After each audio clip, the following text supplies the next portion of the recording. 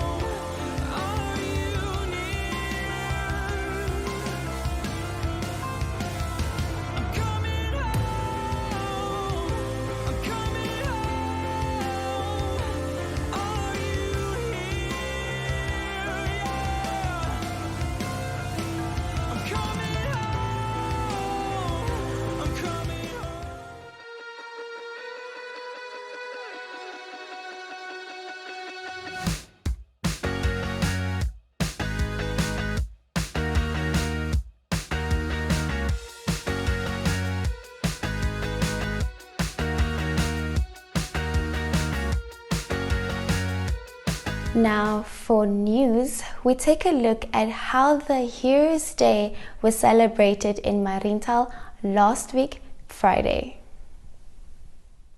Our people were transferred from one system of brutality to another when apartheid South Africa commenced its illegal administration in Namibia in 1915. During this time, apartheid South Africa introduced its dehumanizing, brutal official policy of apartheid, according to which all black Namibians were denied basic human rights, freedom, speech, freedom of speech, association, development, and proper education. Namibians were used as cheap labor and paid poor wages. They were considered as second-class citizens in their own land of birth and denied the right to reside wherever they wanted, the right to marry whoever they wanted, the right to choose the profession they wanted. A very warm good morning to everyone present in this morning. Your Excellency, the President of the Republic of Namibia, our sincere and chain, thinking and envisioning, trying to understand what exactly happened yesterday. And if that's the reason why we are here today, we have all the reasons to thank the Lord for His grace upon the Namibian. Because I have realized and knew that the freedom and independence of this country did not come with a silver hat. This is very ideal and appropriate to host the Heroes Day because courage, gallantry, and bravery is synonymous to hard. I want to quote each of the emphasize the statement. And people in the presence of armed German forces, once like said, let us die fighting. The struggle of the devil and another against the Lord. A famous quote from the early resistance against gender equalization. And therefore, I'm asking, how could we disassociate ourselves as Namibians from embracing and admiring and appreciating the heroes and the heroines of Namibia? If judged by the reputation above cited, even the soil on which the celebrations and commemorations are happening are a testimony of exceptional bravery. The soil, therefore, is acclaiming the heroes and heroines and some of the contemporary inhabitants of this great land. And that is very disappointing. That the people that were born yesterday are trying to negate the sacrifices made by our forefathers and forefathers. That to me is a serious betrayal. On this day, at this hour, Your Excellency, I insist with mixed emotions. I'm happy for what Namibia has become. I'm glad that we are free and independent. Yet I am sad and I'm vexed because, as I know, for some, this gathering is the waste of taxpayers' money. I'm grateful in that space and captivated that the money, whatever the amount is that the taxpayers may be moaning about for, cannot pay the blood that was spilled by our generations. Your brothers and sisters, Mr. President, to be heroic is courageous enough to die for something. It is that quality that we are commemorating today. An exceptional quality of self-abnegation and determination to change this very day. 26th of August, even though some lampooners want to delete it in the history of Namibia, this day is engraved with blood and not with ink by those who died and suffered in the annals of the history of this nation. It was at Umbashi that the first shots were fired for the freedom of this country, marking the armed struggle of the liberation of this country.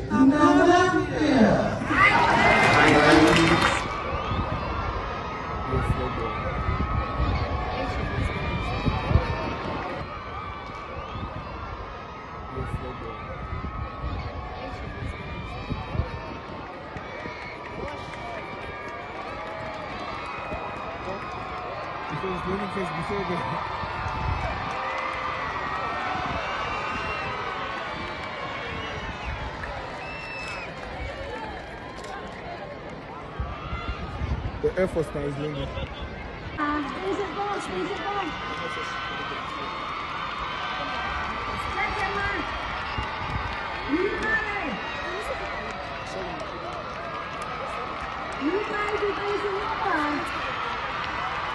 You guys.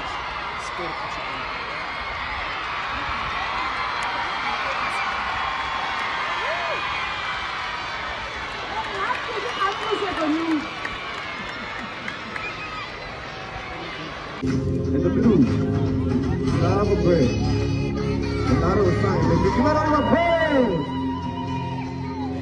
I hope you can see and understand.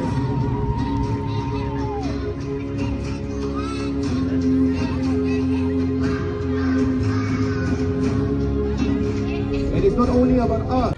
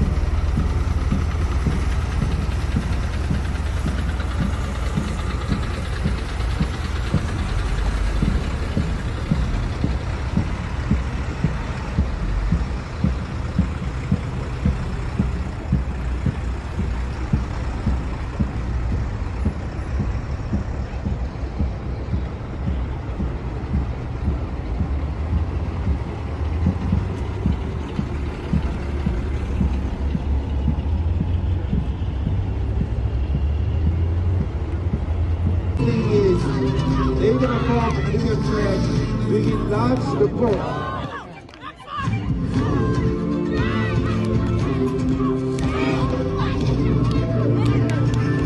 They're going to enlarge the Namibian flag to show that we all belong together. Now watch this. Imagine they are very young and energetic. Give them applause for being a young generation. And that is what we need in Namibia.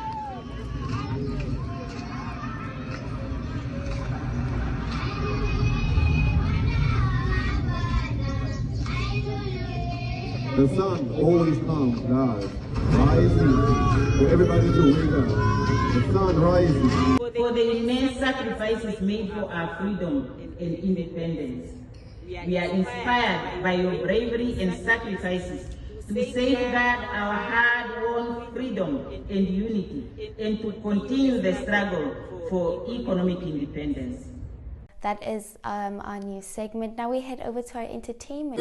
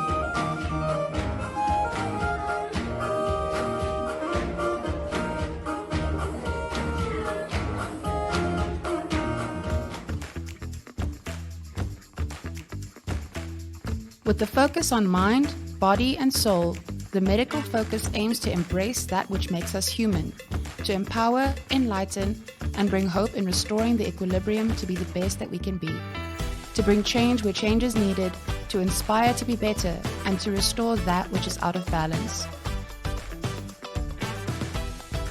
Find the much anticipated medical focus, which will be published in the Republikein, Namibian Sun, and Algemeine Zeitung, and the glossy magazines, which will be distributed to selected retail outlets, subscribers, and advertising partners.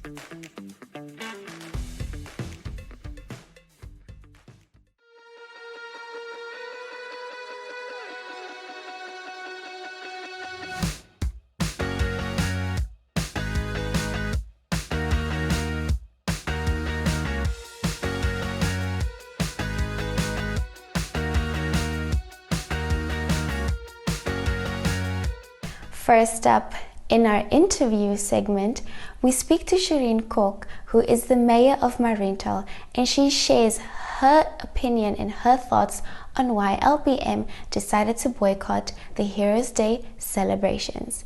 And this is what she had to say.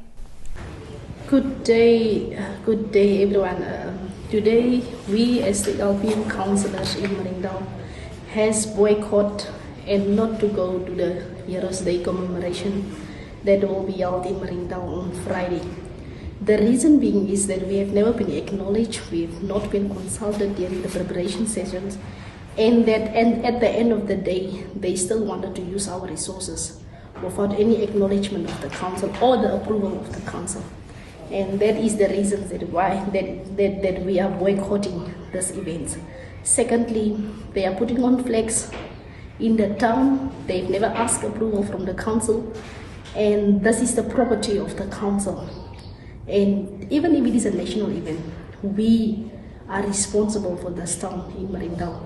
And we give the approval to anything that happens in this town. If the president asks why is that happening here, then we are the ones, me as the mayor, we are the ones that should answer what is happening here in Marindal. We are accountable for anything that is happening in Marindal, for the residents in Marindal. So that is the reasons why we are boycotting this event in Marindal. Last year, during the budget debates that we had, the same central government has cut our budget and decided not to release the capital project money for the residents, which we were intending to improve the informal settlements by bringing sewer systems and water to the informal settlements. Yet the government cut that money and not paid over to the Marindal municipality, saying that there is no money and it is not capital projects. So the same government is coming back to Marindal, hosting a very big event, telling us that there is no money, yet hosting a big event where they will just feed people artapal slide and whatever they have to give. So I feel this is just a waste of money. That money could be used to be invested in our informal settlements and to be invested into our communities. And our people on the ground, our communities need this money more than to celebrate a Heroes Day. So we were not consulted, we did not know anything about this event. And on the other hand, we have heroes in Marindal, in Hardap region, that we also wanted to give acknowledgement on the same day. And therefore we have planned to do a street renaming process in honor of these heroes of Marindal. So we have identified 4 heroes in Marindal and in Hardap as a whole that are key role players in our communities. And these 4 role players are P. P.S. and Kober, the late chief of the Cape Town Traditional Authority, and he was also the chairman of the NTLA Association. So he will also be part of the street naming process. We also have Katrina Hansa-Himarwa. As we know, she was the former governor of Hardap region, and she was the first lady, first woman that was holding this position as a woman in the Hardap region as governor. So, and then she became the Minister of Education. And one of the good things that she did was, you just had to enter as a relief teacher in schools and then go into a program whereby UNAM is offering this program, and many of our students in Hardap and in Marindal has benefited from this initiative that Katrina Hansi-Marwa has brought into the system.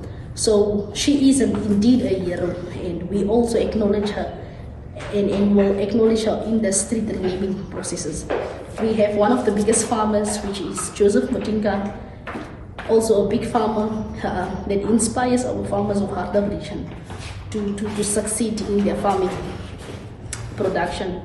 And also Mr. Gronge, the late Gronge, a businessman that is also... First name? Matthijs Gronge, that has also played a role in our community by helping the vulnerable people and to change their life. So we will honor these heroes on this day and in a street renaming process, something that will have a legacy in the future of Marindal. And this is why we also have heroes in Marindal and Hardap region.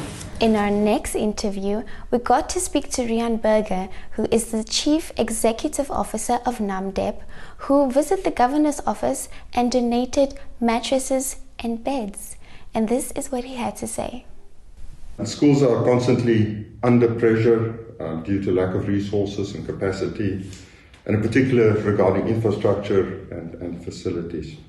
And unfortunately, I think the default in our country is often to blame government. Our government just hasn't done enough, or government should do this, or government should do that. And I think it is one of those things that we as a nation should address. Too often when I come to a place in the country and I see infrastructure or something that's been elected, people would say, we're waiting for government to come and repair or come and fix. And I think to a large extent we need to look more at ourselves as communities to say, what do we do ourselves make sure that our infrastructure that is provided by government stay in a good condition. So maybe just as for those who don't know, both my parents were teachers. So I grew up in a house of teachers all my life.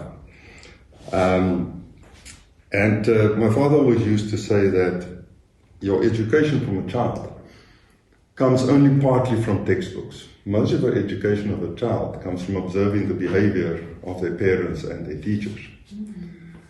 And I think I've got a bit of a concern that in this country, often our children lack those skills of self-discipline and self-determination. We often have an external locus of control in our children. We say, somebody else must come and do this for me. And I think it comes from, to a large extent, from attitudes and behaviors in our communities where we're always looking towards government or somebody else to do things for us. And that is why, as a company, but also as communities, I think we need to start standing up and doing more for ourselves. And this, hopefully, is also our contribution as NAMDIC to assisting the children of the Karas region.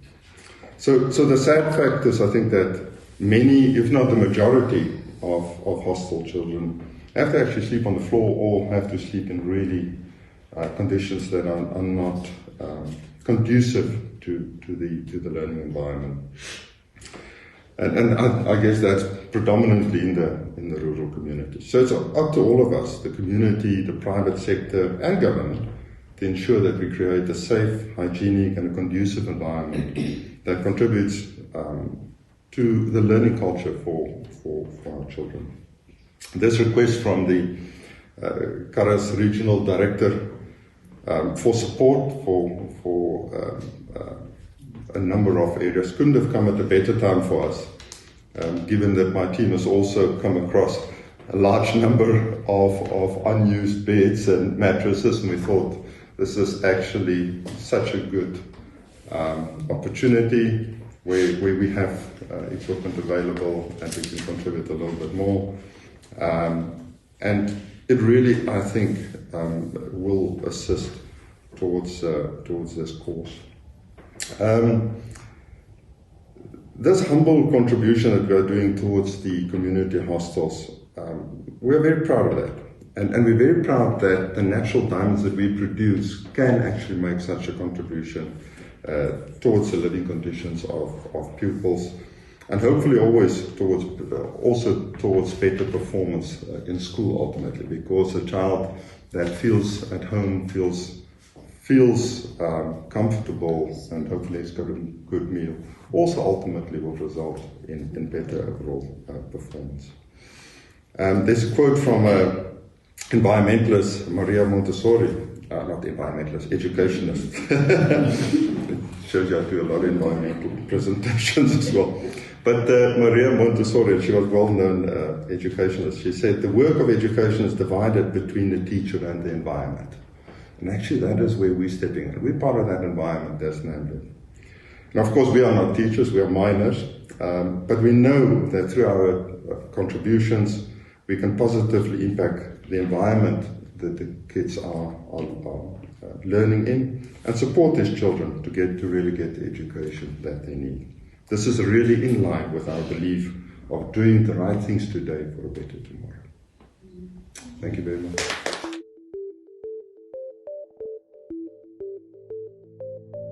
NMH at 1 brings you news from all across Namibia. If you would like to feature your brand or campaign on this platform, contact nmh1@synergy.com.na. NMH at 1, your lunchtime news companion.